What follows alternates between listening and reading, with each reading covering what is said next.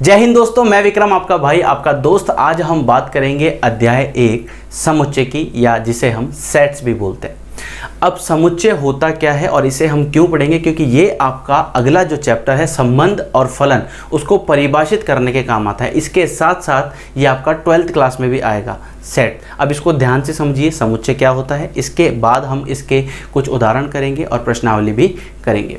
तो समुच्चय क्या है? सुपरिभाषित वस्तुओं के संग्रह को समुच्चय कहते हैं। यहाँ सुपरिभाषित का मतलब क्या है? आप कभी सुपर मार्केट गए हो, कभी आप मार्केट गए हो तो आपने देखा होगा कपड़ों की दुकान पे कपड़ों के सामान होते हैं। समझ में आ रहा है आपको? या अगर आप परचूने की दुकान पे गए तो अलग अलग सामान अलग अलग जगह रखे होते हैं। लेकिन आपने नोट किया होगा, जैसे मसालों का एक अलग केबिन हो गया, उसमें सारे मसाले। इसको थोड़ा सा और आसान बना देते हैं। कभी आप गाड़ी का शोरूम आपने देखा है तो एक जैसी गाड़ियाँ वहाँ खड़ी होती हैं। ऐसा नहीं है कि 2 व्हीलर के शोरूम में 4 व्हीलर की गाड़ियाँ खड़ी होती है, ऐसा नहीं होता। यानी कि 2 पहिया वाहन जो है वो पूरा 2 पहिया वाहन का होगा, और अगर 4 पहिया वाहन है तो पूरा 4 पहिया वाहन का होगा। ऐसा ही समुच्चय को हम इसी तरह से समझ सकते हैं। क्या? सुपरिभाषित। सुपरिभाषित, अब मैंने क्या कहा? 2 पहिया।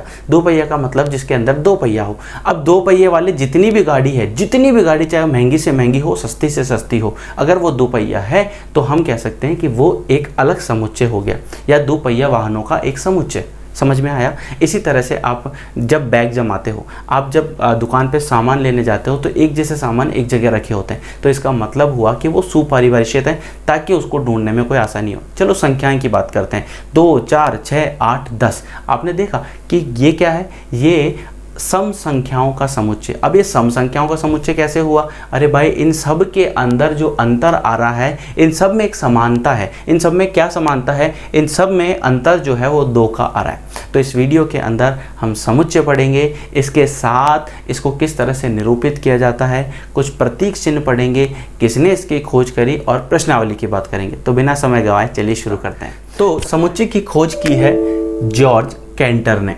इसकी खोज किसने की है? जॉर्ज कैंटर ने। यह आपके एग्जाम में नहीं आएगा, लेकिन आपको नॉलेज के लिए याद होना चाहिए, ठीक है। फिर इसके बाद इसकी परिभाषा क्या है? सुपरिभाषित वस्तुओं के संग्रह को हम क्या कहते हैं? समुच्चय कहते हैं। सुपरिभाषित का मतलब क्या हुआ? जैसे आप इस तरह से समझिए, जैसे मैंने यहाँ लिखा n। n क्या है? आपको n पता होना चाहिए। 10th क्लास में आपने सीखा होगा, 10वीं कक्षा में आपने सीखा होगा। n क्या है? प्राकृत संख्याओं का समुच्चय। इसमें जितनी भी संख्या है वो सब प्राकृत संख्या है। तो हम लिख सकते हैं प्राकृत संख्याओं का समुच्चय।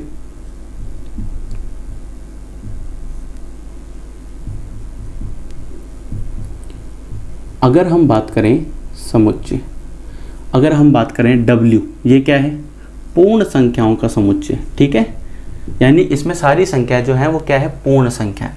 और अगर हम बात करें i, या हम बात करें z से, तो पूर्णांक का समुच्चय, पूर्णांक संख्याओं का समुच्चय। अगर हम बात करें q की, तो क्या है? परिमेय संख्याओं का समुच्चय।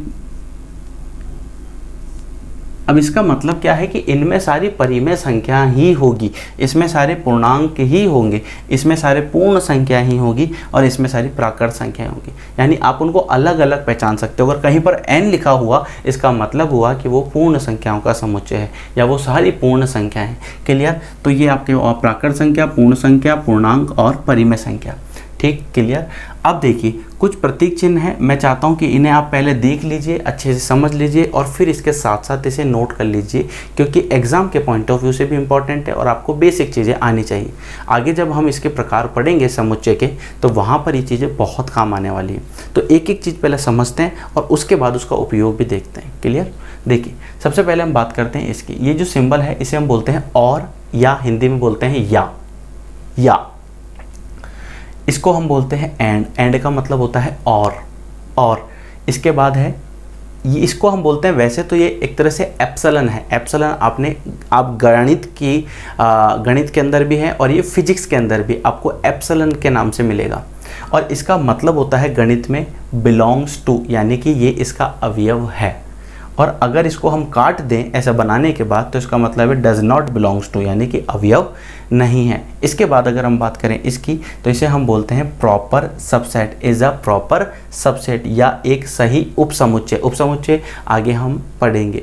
इसके बाद अगर इसको हम काट दें तो इज़ नॉट अ सबसेट, ये एक उपसमुच्चय नहीं है। बहुत सिंपल से, अगर अब आपको ये सिंबल दिखे तो उसका मतलब आपको ये हिंदी में इस तरह से समझना है। अगर मैं इंग्लिश में बोलूँ बिलोंग्स टू, तो आपको समझना है कि वो अवयव है। क्लियर। अब जैसे ये चीज़ें होती क्या है और कहाँ काम में आती है। समुच्चय की अगर हम बात करें, ठीक है, तो इन्हीं से हम एक एक चीज़ उठा के देखते हैं। समुच्चय की हम बात करें, प्राकृत संख्या, मैंने यहाँ लिखा 2, ये 2 क्या है, इस 2 को मैं क्या लिख सकता हूँ, तो मैं इसको इस तरह लिख सकता हूँ, 2 बिलोंग्स टू क्या, n। इस n का मतलब क्या है, n यानी प्राकृत संख्या। तो ये 2 क्या है, प्राकृत संख्या। और किस में से आ रही है, ये 2 को हम प्राकृत संख्या में से ले रहे हैं। समझ में आ रहा है। अगर मैंने यहाँ लिखा 0 तो मैं लिखूंगा W, यानी कि ये होल नंबर में से लिया गया अवयव है। अगर मैं ऐसे लिख देता हूँ 0 बिलोंग्स टू n, तो ये अगर कहीं पर आपको देखने को मिल जाए तो आप खुद ही काट दीजिएगा इसे। क्यों? क्योंकि आपको पता है 0 प्राकृत संख्या में नहीं आता। तो आप क्या बोलोगे, 0 does not belongs to n, या 0 प्राकृत संख्या का एक अवयव नहीं है।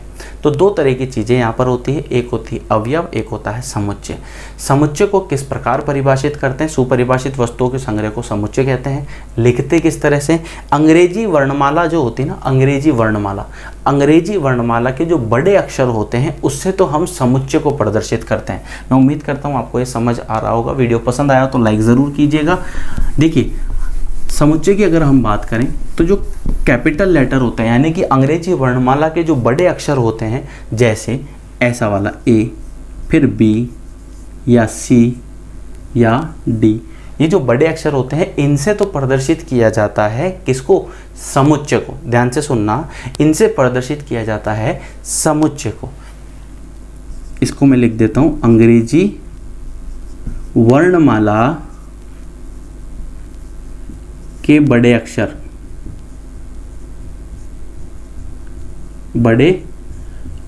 से समुच्चय को दर्शाते हैं।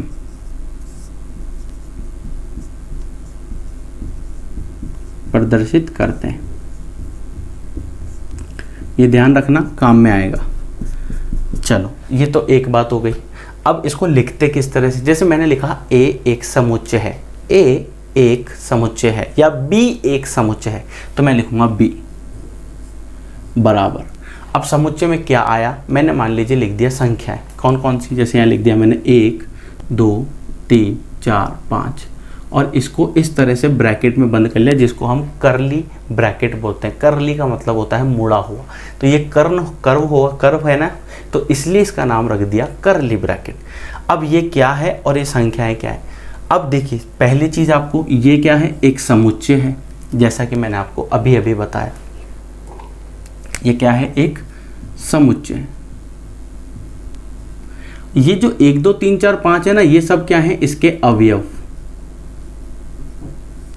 और ये क्या है, इसके ब्रैकेट। अब आप इसको इस तरह से याद करो, ये क्या है, बंदूक, और ये सब क्या है, गोलियां। बंदूक और ये सब क्या है, गोलियां। अब बंदूक और गोलियों का संबंध तो होता ही है, ये आपको पता है। तो समुच्चय और उसके अंदर क्या होंगे, अवयव। अब इसको आप इस तरह से याद रख सकते हो कि गोली, यानी कि गोली मतलब बंदूक के अंदर, तो बंदूक क्या है, समुच्चय, और ये क्या है, गोली।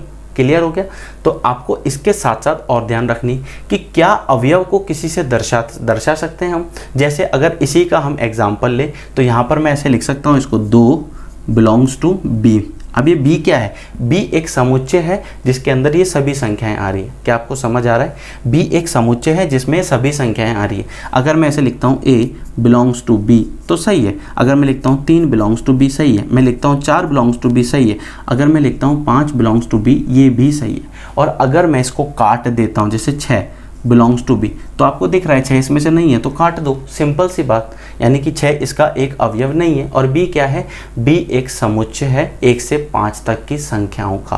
अब इसको प्राकृत संख्या मत बोल देना, है दिखने में प्राकृत संख्या जैसी है लेकिन प्राकृत संख्याएं नहीं है। ये क्या है, 1 से 5 तक की कोई संख्याएं हैं और उन संख्याओं का समुच्चय है, उसको हमने नाम दे दिया B। और यहाँ हम बता रहे हैं कि ये जो अवयव है 1 2 3 4 5 ये इसके अवयव हैं।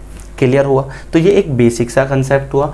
अब इसको प्रदर्शित हम दो तरीके से करते हैं। पहला तरीका होता है रोस्टर रूप बोलते हैं, और दूसरा होता है समुच्चय निर्माण विधि। रोस्टर रूप और समुच्चय निर्माण विधि। तो मैं इसको यहाँ लिख देता हूँ, रोस्टर रूप, ये दूसरा है समुच्चय निर्माण।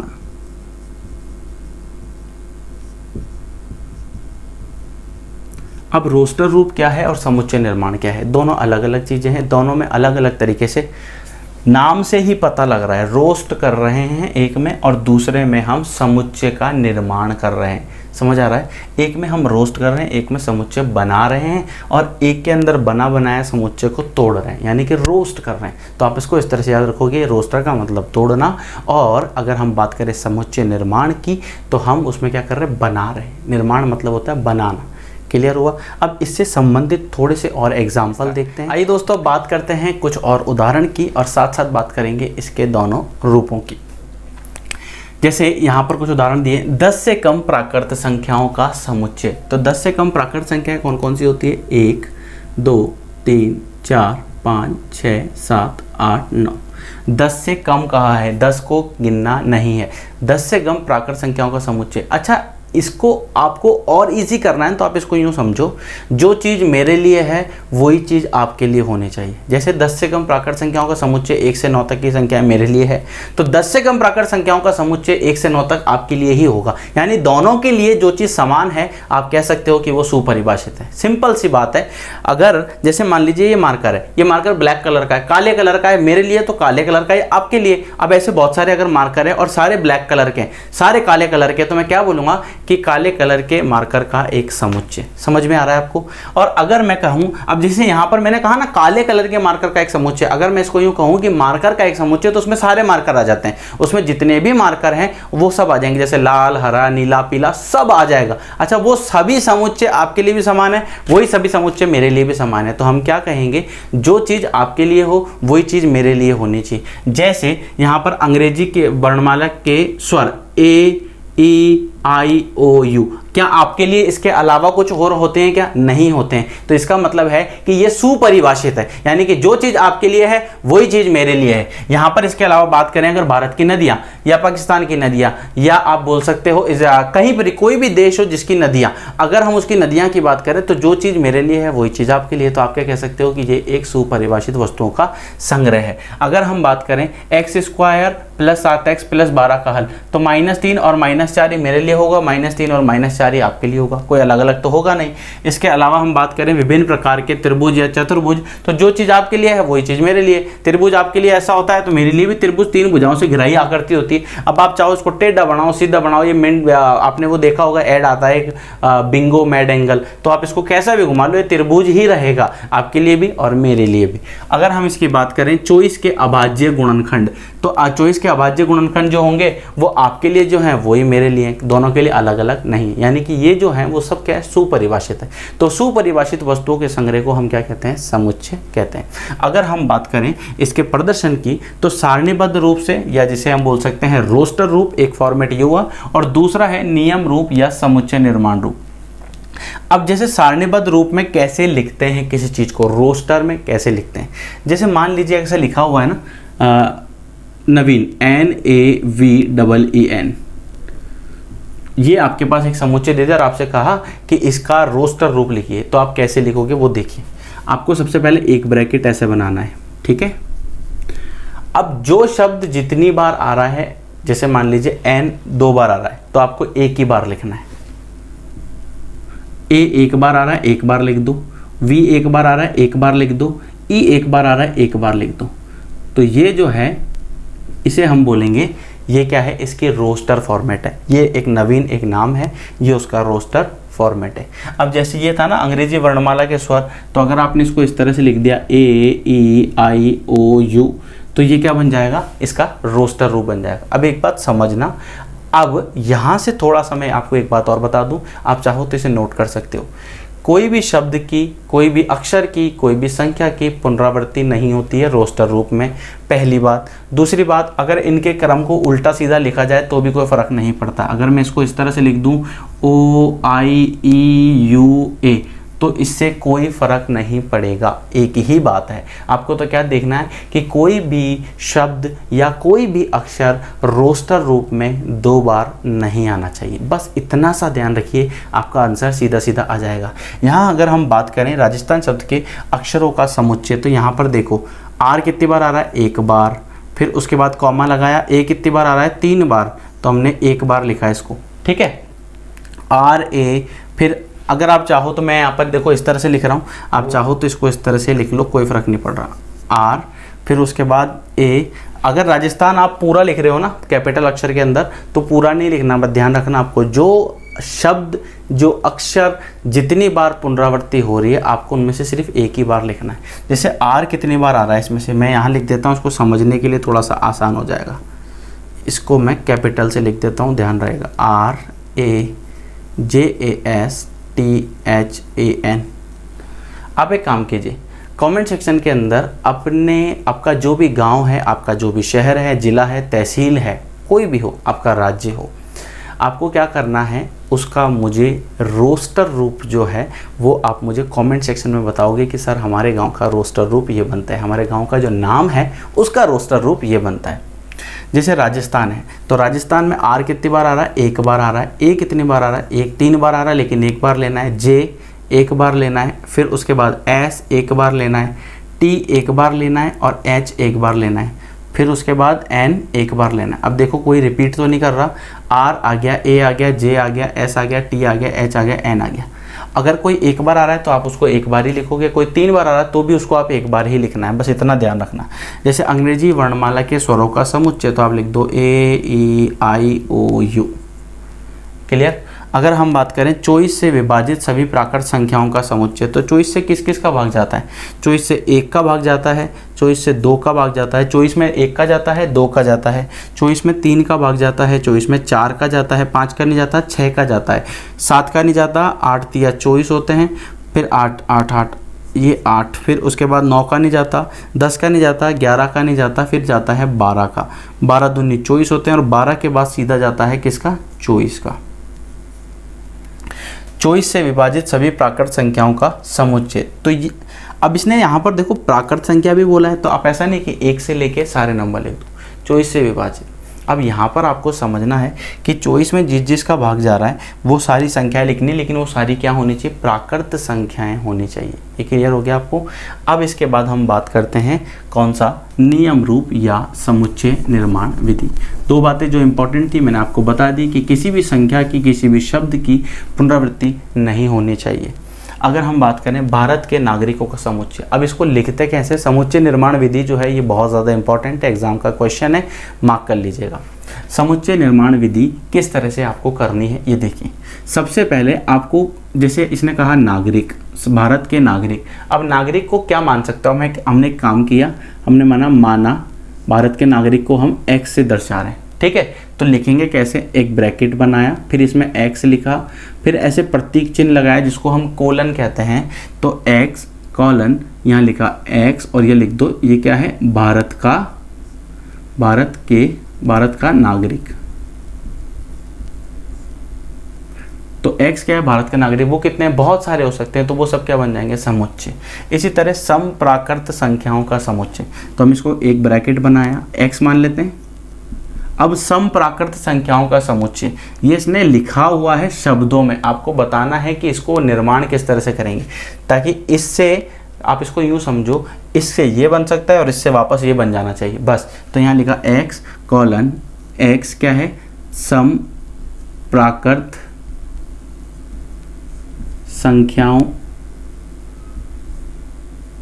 का समुच्चय।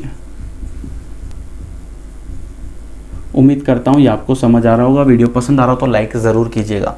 10 से छोटी समप्राकृत संख्याओं का समुच्चय, तो यहाँ पर क्या है, x कोलन x।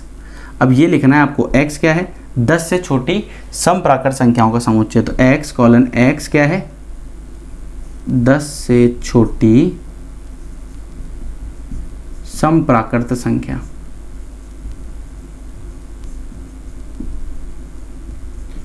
अब इसको इस तरह से दिया हुआ था, सिंपल सा हमने लिख लिया। अब आपको मान लीजिए ऐसा ना देकर ऐसा दे दिया इसने, तो आप क्या लिखोगे? अब इसका आपको बनाना है क्या? समुच्चय निर्माण रूप। तो किस तरह से बनाओगे? तो 1 से 5 तक क्या है? प्राकृत संख्या। तो आप क्या बोलोगे? x, ये x का जो मान है वो क्या है? x क्या है? प्राकृत संख्या। 5 से, या ये बोल सकते हो 6 से कम प्राकृत संख्याओं का समुच्चय।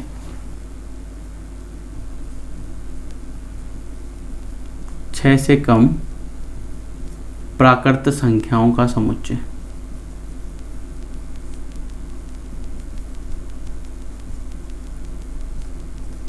क्लियर? तो बड़ा सिंपल सा है, इतना सा आपको ध्यान रखना है।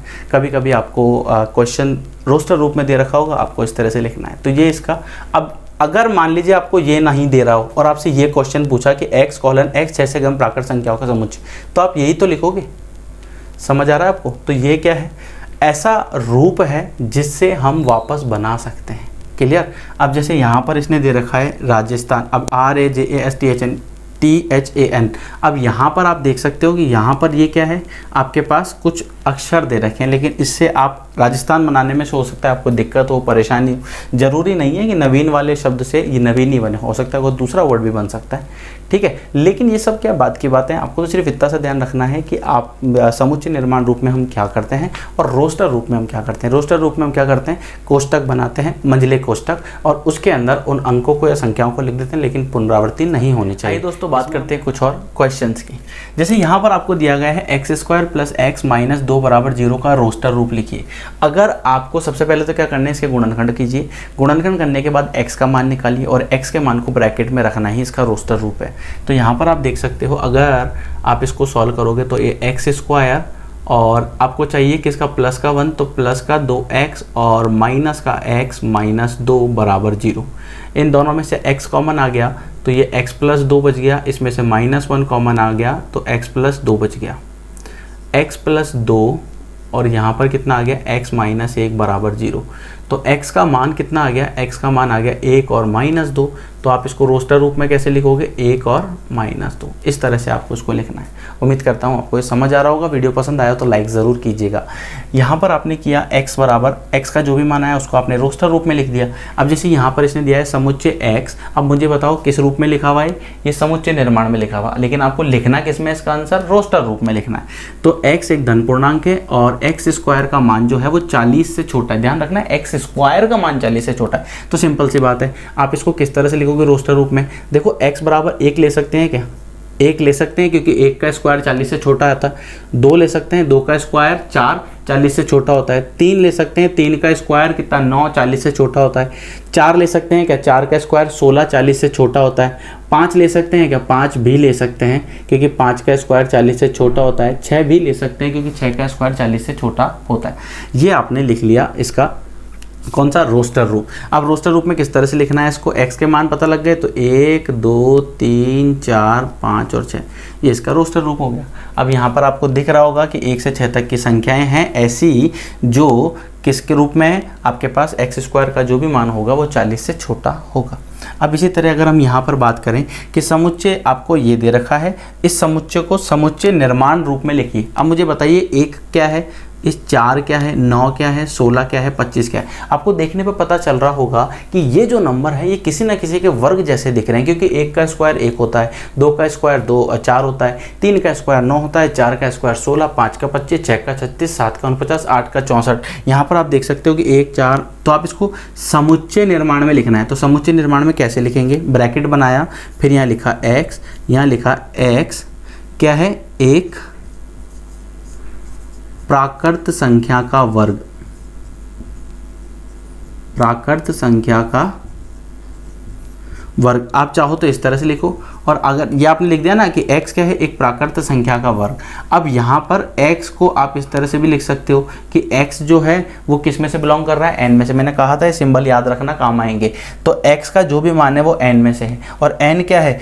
आपके पास x क्या है, एक प्राकृत संख्या का वर्ग। तो यहाँ पर देख सकते हो ये सारी संख्या क्या है, प्राकृत संख्या है, और प्राकृत संख्या के वर्ग है, सारी जितनी भी संख्या है सभी प्राकृत संख्या के वर्ग है।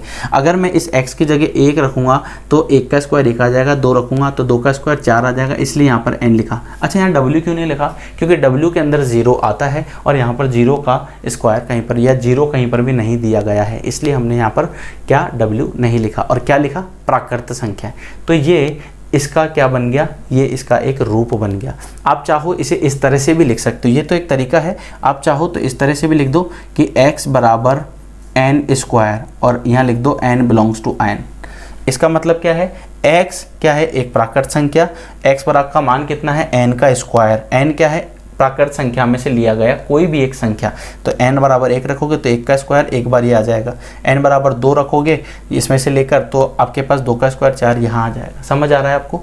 इसी तरह से अगर हम बात करें तो देखिए ये आपको दिया गया है समुच्चय 1/2, 2/3, 3/4, 4/5, 5/6, 6/7। अच्छा एक बात बताओ, इसमें जो संख्याएं हैं वो कहाँ तक है, अनंत तक है, इसलिए हमने यहाँ पर कोई कंडीशन नहीं लगाई है, ध्यान रखना। यहाँ पर आप ध्यान से देख सकते हो कि x का मान 1/2 है, फिर 2/3, 3/4, 4/5, 5/6, 6/7। क्या इनके बीच में आपस में कोई संबंध दिख रहा है? कि हाँ दिख रहा है ना। कैसा दिख रहा है, हम ये लिखा x, ऊपर हम इस तरह से लिख देते हैं, ऊपर क्या हम ले लेते हैं एक संख्या n, और नीचे क्या है उसमें एक ज़्यादा जोड़ दो तो नीचे वाली संख्या आ जाएगी। और ये n क्या है, ये n जो है, ये n जो है इसका मान कहाँ से ले रहे हैं हम, 1 से ले रहे हैं। तो यानी कि n का मान 1 से लेके 6 के बीच का या 6 हो सकता है। n का मान 1 हो सकता है या उससे बड़ा हो सकता है, n का मान 6 हो सकता है या उससे छोटा हो सकता है। तो यहाँ पर देखो, अगर मैं n बराबर, ये आपने लिख दिया इसको ब्रैकेट में, ठीक है, ये इसका आंसर हो गया। आप चाहो लिख के लिखो, आप चाहो ऐसे लिख दो, एक ही बात पड़ती है, कोई अलग अलग चीज़ नहीं। यहाँ पर अगर मैं n बराबर इसमें से देखो 1 लिया और इस फॉर्मूले में रखा तो ये x बराबर आ जाएगा 1/1 + 1 जो कि 1/2 होता है। अगर मैंने n बराबर 2 रखा तो x बराबर आ जाएगा 2/2 + 1 जो कि 3 होता है। x बराबर कितना रखा, x बराबर कितना हो जाएगा 3 रखने पर, तो 3/3 + 1 यानी कि 3/4। इसी तरह से 4/4 + 1 यानी कि 4/5। इसी तरह से 5/5 + 1 यानी कि 5/6। और इसी तरह से 6/6 + 1 यानी कि 6/7। अब आप यहाँ देख सकते हो 3/4, 4/5, 5/6 और 6/7। और इसके अलावा अगर मैं 7 लेता हूँ तो 7/8 हो जाएगा, जो कि इसमें नहीं है। लेकिन यहाँ पर क्या दिया है कि जो संख्या है वो 6/7 ही। तो यानी कि n का जो मान है हम अधिकतम 6 ही ले सकते हैं, या उससे छोटा ले सकते हैं, 1 से बड़ा ले सकते हैं, या उसके बराबर ले सकते हैं। क्लियर हो गया। इस तरह से ये आपको लिखना नहीं है, ये वाला भाग नहीं लिखना, ये तो आपको समझाने के लिए मैंने बताया। आपके काम की चीज़ क्या है ये, कि अगर किसी का आपको इस तरह से दिया गया है समुच्चय और इसका आपको समुच्चय निर्माण विधि से लिखना है तो इस तरह से आप इसे करोगे। उम्मीद करता हूँ ये आपको समझ आ रहा होगा। अब बात करते हैं प्रश्नावली 1.1। आइए दोस्तों, अब बात करते हैं प्रश्नावली 1.1 की। पहला क्वेश्चन है जो आपकी कंप्यूटर स्क्रीन पर आ रहा है, निम्नलिखित में से कौन से समुच्चय हैं, अपने उत्तर का औचित्य बताइए। तो पहला आपको दिया गया है जे अक्षर से प्रारंभ होने वाले वर्ष के सभी महीनों का संग्रह। अब एक बात बताइए, मैं आपको एक सिंपल सी बात बताता हूँ। आपको क्या ध्यान रखना है, जो चीज़ आपके लिए है वही चीज़ मेरे लिए होनी चाहिए और वही चीज़ सभी के लिए होनी चाहिए।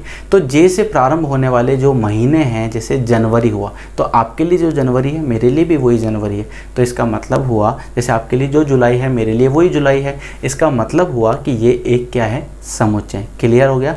सभी के लिए क्या है, समान है, सुपरिभाषित है।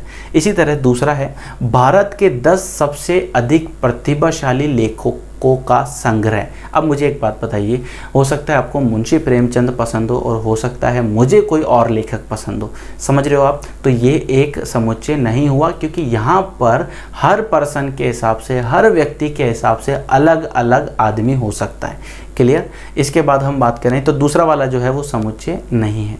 तीसरे वाले की अगर हम बात करें कि विश्व के सर्वश्रेष्ठ 11 बल्लेबाजों का संग्रह, तो ये भी एक समुच्चय नहीं है। हो सकता है आपको सचिन पसंद हो सकता है मुझे सचिन पसंद नहीं हो। तो यहाँ पर हमारी जो पसंद और नापसंद है वो अलग अलग हो गई। इसका मतलब हुआ कि ये एक समुच्चय नहीं हो सकता।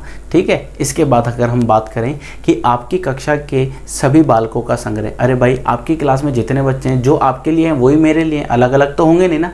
बच्चों का संग्रह, बच्चों की योग्यताओं, बच्चों की हाइट, पर्सनालिटी की बात नहीं हो रही, यहाँ पर हम बात कर रहे हैं बच्चों का संग्रह। तो आपकी क्लास में जितने स्टूडेंट हैं वो सब आपके लिए जो है मेरे लिए भी वही है, समझ में आ रहा है। यानी कि बच्चे as it is class 11th में ही है, सभी के लिए समान है।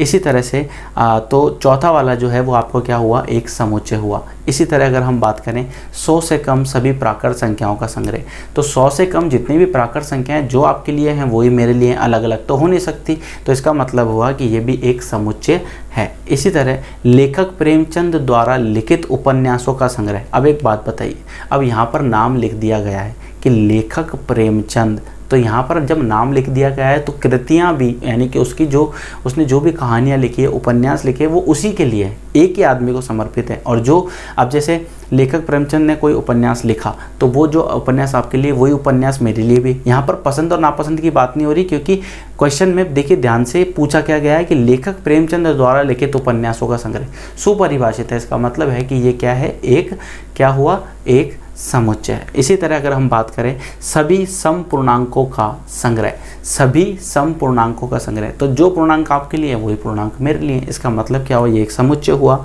इसके बाद इस अध्याय में आने वाले प्रश्नों का संग्रह, तो जो प्रश्न आपके लिए हैं वही प्रश्न मेरे लिए हैं, ठीक है। अब अगर ये क्वेश्चन ऐसा होता ना कि इस अध्याय में आने वाले कठिन प्रश्नों का संग्रह, तो हो सकता है जो कठिन आपको लगता हो वो कठिन मुझे नहीं लगता हो, तो इसका मतलब हुआ कि वो वहाँ पर उस केस के अंदर क्या होगा कि वो समुच्चय नहीं होगा। लेकिन इसने सिर्फ इतना सा लिखा है कि इस अध्याय में आने वाले प्रश्नों का संग्रह, तो जो प्रश्न आपके लिए हैं वही प्रश्न मेरे लिए भी हैं, तो प्रश्नों का संग्रह की बात कर रहा है तो वो एक समुच्चय हुआ। इसी तरह अगर हम बात करें विश्व के सबसे अधिक खतरनाक जानवरों का संग्रह, अब ये भाई ये क्वेश्चन थोड़ा सा अटपटा सा है।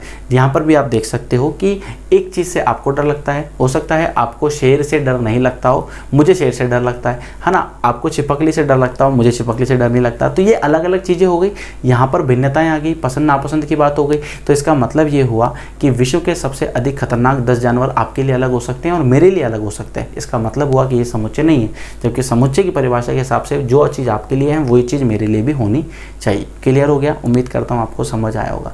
इसके बाद हम बात करते हैं इसके सेकंड क्वेश्चन की। तो दूसरा क्वेश्चन आपको दिया गया है, ए आपको दे दिया एक समुच्चय और आपके यहाँ पर लिख दिया 1 2 3 4 5 6, आपको बताना है कि कौन सा इसमें से अवयव आ रहा है और कौन सा अवयव नहीं आ रहा है। तो आप देख सकते हो 5 इसमें से आ रहा है, क्या आ रहा है तो लिख दो बिलोंग्स। 8 देखो इसमें से आ रहा है क्या, 8 इसमें से आ रहा है क्या, ध्यान से देखो 8 इसमें से नहीं आ रहा है, तो आप क्या लिखोगे, नॉट बिलोंग्स। 0 इसमें से आ रहा है क्या, नहीं आ रहा है, नॉट बिलोंग्स। 4 इसमें से आ रहा है क्या, आ रहा है, बिलोंग्स।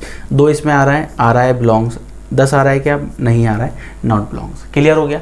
इस तरह से आपको पहला और दूसरा क्वेश्चन करना है। आइए दोस्तों बात करेंगे प्रश्न संख्या 3 की। प्रश्न संख्या 3 आपको दिया गया है x एक पूर्णांक है और -3 और 7 के बीच में। यहाँ पर आपको इसका रोस्टर रूप लिखना है। तीसरा वाला जो है यहाँ पर आपको दिया गया है x का जो भी मान है वो -3 और 7 के बीच में, तो आपको इसका रोस्टर रूप लिखना है। तो -3 के बाद क्या आता है, -3 के बाद आता है इधर की तरफ चलना है आपको 7 की तरफ, तो क्या आता है, -2 आता है। इसने कुछ तो नहीं कहा, इसने कहा सिर्फ एक पूर्णांक है। अब वो धनात्मक ऋणात्मक नहीं कहा, इसका मतलब हुआ कि आपको सिर्फ इनके बीच की संख्याएं लिखनी।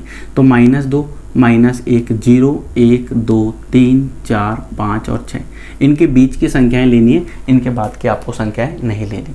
इसके बाद अगर हम बात करें चौथे वाले की, चौथा आपको तीसरे का ही दूसरा वाला जो पार्ट है ये इसका पहला भाग हो गया। इसके दूसरे भाग की बात करें, आपको दिया गया है x संख्या 6 से कम एक प्राकृत संख्या है। तो 6 से कम एक प्राकृत संख्या हो गई, तो 1 2 3 4 5 बस हो गया सॉल्व। समझ में आ रहा है। इसी तरह से आपको तीसरा दिया हुआ है क्वेश्चन, x 2 अंकों की ऐसी प्राकृत संख्या है जिसके अंकों का योगफल 8 आता हो।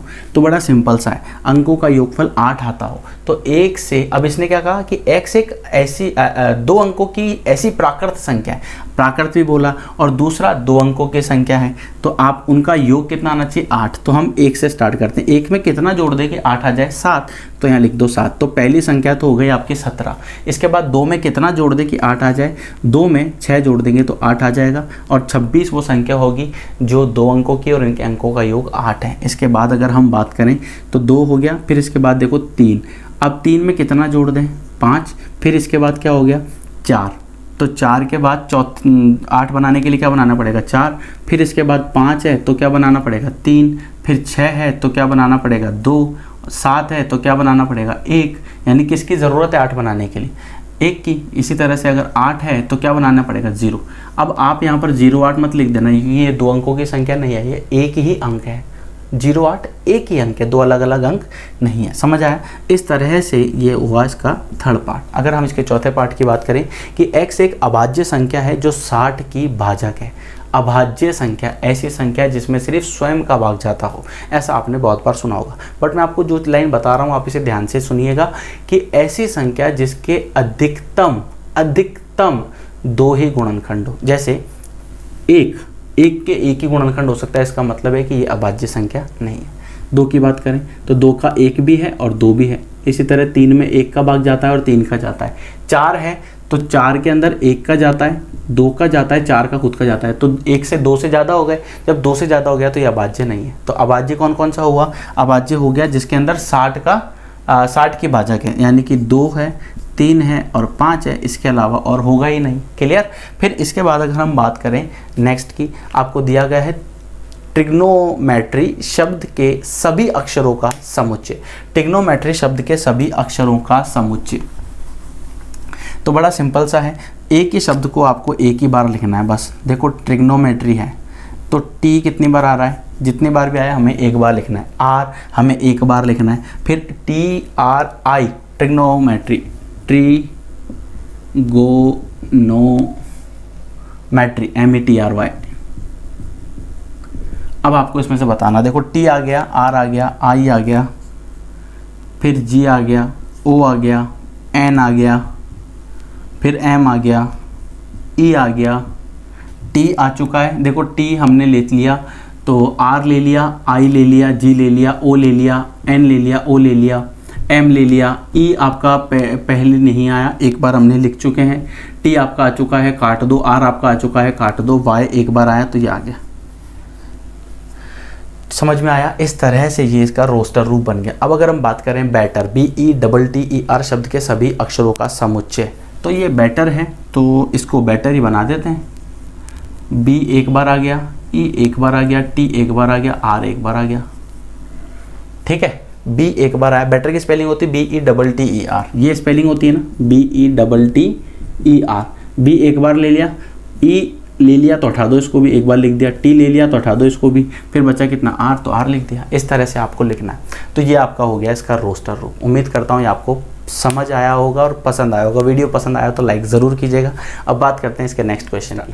आइए दोस्तों बात करते हैं प्रश्न संख्या 4 की समुच्चय निर्माण रूप में आपको इसे लिखना है। अच्छा, किस रूप में दिया गया है? ये आपको दिया गया है रोस्टर रूप में।